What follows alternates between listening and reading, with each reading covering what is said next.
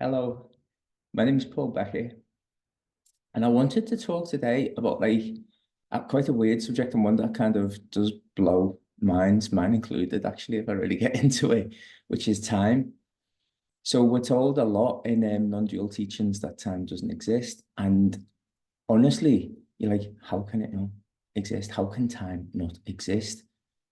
Yesterday was yesterday. Tomorrow will be tomorrow. I don't know what's going to happen yet. When I was a child, was a child. You know, way into the future is a future. Even 2 minutes ago is not now. And it is like a mind bending one, to be honest. And maybe it's one that we don't need to get into like heavy theology about. Maybe we don't need like a million concepts about it, other than to know that the only time that is constant is now. Okay, so maybe rather than trying to wrap your head around it like Back to the Future 3 or something like that, it's easier for us just to accept, maybe just to accept a little bit that the only time that exists is now. Okay, without then having to go into a lively debate in our minds about, well, that doesn't work because last week was last week and I'm going on my holidays in 2 weeks and that won't be now. But when you reach it, it will be now. When you experienced it before, it was now. So with that kind of in mind, it's funny because I'm speaking to people who reach out from watching these videos, and one of the things that I often see creeping up is time. I need more time, or this idea of a journey, this idea of like a purification process, this idea, but just this thing that needs some space, needs some time. It's not now. Okay, so it's we do often talk about the spiritual path, don't we? And spiritual path insinuates a journey. It insinuates you going from here to here, point A to point B, and there must be time in between for you to meet get there. And so I can understand where the confusion comes in. I can really understand where the confusion comes in. But what you are has always been here. You're not going to assume something new. You're not going to transform. You're not going to become something that you weren't already. You're just going to realize what was here all along. So in that way, there's no journey. It's a journey without distance, but there's a realization. You're not moving in a linear fashion from A to B. You're expanding on the spot where you already were, and then realizing that you were never not that expanse. Does that make sense? I probably think if I was hearing this without having without having had this realization, maybe I would be like, what? It's like, but I was talking to somebody in the week, really nice girl from Canada, and I described something. Sometimes I do the same with the videos. I don't plan these. I sit down and I say, if there's something to be said, say it, and the talking happens. And the same when I'm replying to emails and things, I kind of blank myself. I kind of go like, what's to be said, and the finger moves. So a description came out this week, which I had never used before, and I thought, oh, that's a great one. So it was, you're asking me to describe the taste of water to you, and of course, water has no taste. So there's no reference points that I can really give you. That's why when we talk about teachings and pointings, that's all they are. They're not teachings as such.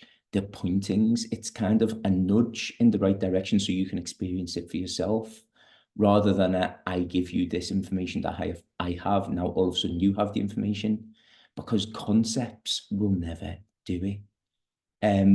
We can only use concepts for as much as they're useful, and that's until you have the experience.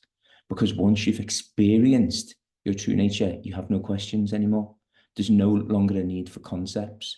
But before then, while we're tossing around clever ideas and more ingenious ways of describing something which isn't actually a thing, which isn't actually a happening, it's just a realization of what already is, you can get like book smart with this. And you can be like, I understand all the concepts, and you pat yourself on the back, and I'm such a good student, and very academic, but actually you're not feeling it. And that's because we're never going to have a universal concept. We're never going to have a universal theology for this. because what makes sense to one person is complete gibberish to another. You know, you'll know yourself. I'm a teacher. I know myself that when I teach to a class, I have to come at it from like 5, 6 different angles, because this way will make this person go, ah, I get it. If I word it this way, it's going to make this person be like, ah, I get it. If I do a demonstration, it's going to make this person be like, ah, I get it. So in that way, there's never going to be one unifying concept that makes everybody just be like, ta-da! It's not going to happen. But each new way of describing, or each new concept, or each new pointing or nudging is gonna put you in a place where you can experience truth for yourself. And that's the goal. It's not to make you a really, really clever spiritual person, but who's still suffering, who's still believing that they're a body, a character, a story existing in space and time. You know, it's for you to have that experience, and then once you've had it, there's no more questions. You can't deny it anymore. So in that way, you don't need all these clever worded ways of kind of pointing to something that was already there. So anyway, I said to her, it's a bit like me trying to describe the taste of water to you. Obviously, there's no points of reference that you can give with water. It's wet. Do you know what I mean? Like, there's not a way that I can describe it. So that's what I'm trying to say with concepts. They're not an exact given of knowledge. It's a nudge. I'm trying to nudge. So anyway, I'd be trying to describe this water to you, and you'd be like, you know, still, I'm none the wiser as to what water tastes like. The minute the water tastes your lips, you're like, ah, I know what water is. And then you realize the taste of water was just the taste that was always in your mouth already. But you couldn't have known that until you're like, oh, this was always here. I know this taste. There's no taste, but it's just been in my mouth for as long as I can remember. So in this way, the experience of your true nature, which I think comes from being quiet, it comes from watching your thoughts, meditation. I can't say this enough. I didn't meditate before all this, you know, but I do now, just because taking that time away from the world, depriving the body's senses, because the body's senses are liars. What these eyes show me is a dream. What these ears hear is a dream. What this nose smells is a dream. Okay, but going inside, you have this closeness, this closeness to what you truly are, without the distractions of the circus that's going on around us, you know, the great distraction, which is the world. So meditation, I cannot stress enough how important I think it is to have quiet time and to go inside, because guess what? You're not going to find what you are out there. There isn't out there.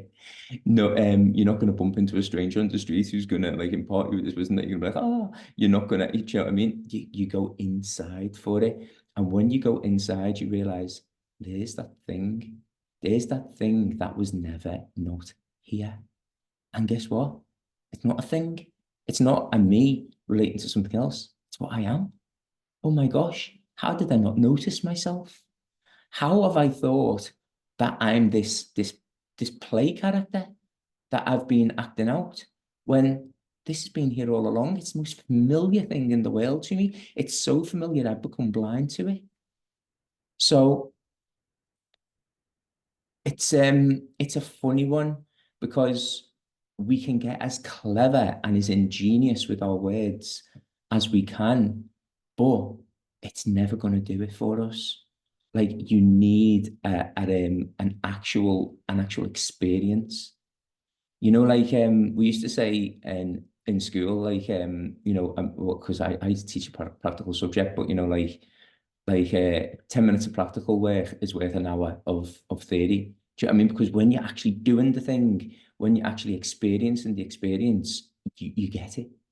But I can sit here and explain it to you for 2.5 weeks, and maybe you won't get it. So self-realization, if you're thinking of it as a happening, yes, it is like a happening in a way, but nothing truly happened, because the happening is to realize what was there all along. And I understand how frustrating that must sound, especially, you know, to those of us seekers on the path, suffering. You have that constant nagging anxiety, that hunger, knowing that there's something more, but feeling like you're just not there yet, or feeling like you just can't see it yet, or you can't feel it yet, or it doesn't make sense yet. So I understand the frustration that would come with that, or might come with that to some people. But that's where the joke is. Gosh, do you know, on the day that I realized my true nature, I was laughing so hard that I was crying, because it was the most obvious thing in the world. I was like, the question wasn't, where has this been? The question was, why did I not see this when it's all that was ever here? And it was just so funny. But it was funny in that, like, I could then have sat there and gone, God, I've wasted all this time. Oh, look how wrong I've been. And I didn't. I didn't do any of that. It was just like, oh, I've saw it now. What was that silliness all about? Doesn't even matter. Blanked from my mind. I don't need to think about it, because I see. I sort of see for the first time. And with that just came this release, this sense of release from this tiny little ego character that I'd been playing, that I called me. And all it was this set of limitations. Paul can do this, Paul can't do that, Paul does like this, Paul doesn't like that. And it was just like a tiny little maze I made for myself. And then being like, oh, why was I pretending that that was all I was? Why was I acting small like that? And no judgment on myself, not like, God, you idiot, look what you've done. Just an absolute joyful, like, honestly, it was like the biggest joke, but it was only a joke I played on myself. Nobody did this to me. There's no baddie. There's not this evil entity outside me keeping me trapped. I'm pretending that I'm blind while the thing is there. So then when I finally see the thing, it's just funny, because I'm just like, it's like sometimes, sometimes I do this. I have this habit of frantically patting my pockets sometimes to make sure I've got my mobile phone, because I lost it one time, and it's obviously made a little groove in my mind that, like, I don't want to do it again because it was a pain. So sometimes I'll be like, I've got my phone, and I'll pat like my pockets down. And sometimes I'll do it and go, God, where's my phone? My phone's not there. And I'm on the phone. So do you know what I mean? It's like that, like, sheer just nonsense. Like, and then I've got to laugh at myself. I don't get annoyed. I don't be like, oh God, I was so scared for a minute. I lost my phone. I can't believe I was on it. What was I doing to myself? It's just funny. I was looking for my phone and I was on it. I know friends who wear glasses, who sometimes look for their glasses while they're wearing them. So it's just this close. And then when you see, it's like, oh, what a farce. It's just like, it's a joke. It's like the biggest joke. Again, I know if you're going through some stuff, I know if you're knee deep in the shit right now, you're probably not seeing that it could be lighthearted, and it could be just a little bit of a little nothing, a little joke. But let me promise you that it is. I don't want to sit here and be super serious, spiritual. I think we get a lot of those perspectives already. So if you're into that, go and watch that, right? But what I remembered was joy. What I remembered was just ease. What I remembered was just like relief. Oh, thank God I was wrong. Thank God I was wrong. I don't need to be defensive about the fact that I was wrong. I don't need to stick up for these ideas that I once believed in. Thank God, put them in the bin. I was wrong, because this feels incredible. And I choose my happiness. I choose my joy over trying to be conceptually right about something that I didn't even know anything about. So I just wanted to jump on with that, because we speak about paradoxes a lot in spirituality. So I suppose that's kind of one of them, that you're looking for what's already here, etc., etc., looking for the glasses while they're on your face. But also just to kind of dispel this idea of time. I speak a lot to people who say, oh, or it'll be okay when, and it's all cast away in the future, and it all kind of depends on an achievement, or proving something to themselves, or a letting go, or a this, that, and the other thing. And listen, I'm not here to judge anybody's experience, but what I am here to say is it's here now. And I can't lie. I'm not going to be like, oh yeah, you're right, you do need this journey, or I can't lie, it's here now. So the choice is yours as to when you will allow yourself to see it, when you will allow it. okay? Because no one's going to give you permission. All of a sudden, you know, this big hand of God isn't going to come down, tap you on the shoulder and be like, now's your time. Like, only you will allow yourself to stop the journey. Only you will allow yourself to stand where you are and be like, I'm here. I'm here. And I was always here. Didn't matter where I traveled. I've gone looking for something that was right in front of me. And let me tell you something. When you do, and I'm saying when, because this is inevitable for all of us, when you do, the joy. And then what you do when you know yourself is joy, what you do when you know yourself is satisfaction. God, all I want to do is give. Why do you think I'm sitting here on the internet making videos, sitting in my little room speaking, not knowing if anyone's even going to be bothered or going to watch it? I don't know. I just trust that the right words will reach the right ears. It's the self-help and the self. So have a little think about that. You know what? These ideas, as mental as they might sound when you first hear them, they're like little seeds.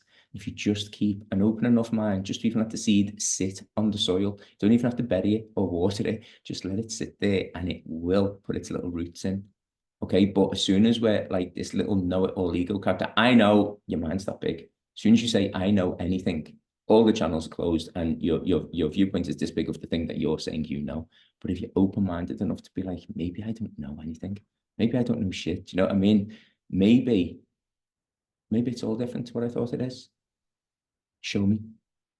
I don't know, show me. I say that so often to myself because the temptation still arises to me to want to jump in and be the big I am, the big know-it-all. I know this, I know that. Honestly, I just try to live my life now with, I don't know, show me about everything. Because I know that I've been wrong about everything. I wasn't just wrong about a couple of things. I was literally wrong about everything. Paul's judgment, even though sometimes I called it good judgment and bad judgment, was always complete nonsense. I didn't know all the facts. How could I know all the facts? So when I'm like, oh, this is this and you're like that and blah, blah, blah, blah, blah, I was just coming from this tiny little limited point of view. I didn't know anything. So now I don't know. Show me. That's another little thing maybe you could try, like letting go of the wheel, realizing you're not the driver. So take the wheel. I don't know. I don't know. Show me. Show me how today should be. Choose the words that I'll say. Choose the thoughts that I'll think. Direct the feet. Gesture with the body. It's not me. It's not me in the driving seat. And you know what? When you forget that that's the little exercise that you're doing, and you grab for the wheel and you try and steer again like mad, just laugh to yourself. Be like, oh, there I am again, being a control freak. Let go again. Don't judge yourself. Don't call yourself dirty names for it. Just be like, okay, there you go. Sorry, that was me being crazy again. That was me being scared again. But here's my trust. Because that trust and that surrender is when you open yourself up to all of those channels of receiving. You open yourself up to the power that you truly are. So anyway, have a think and have a nice day. I love you. Bye.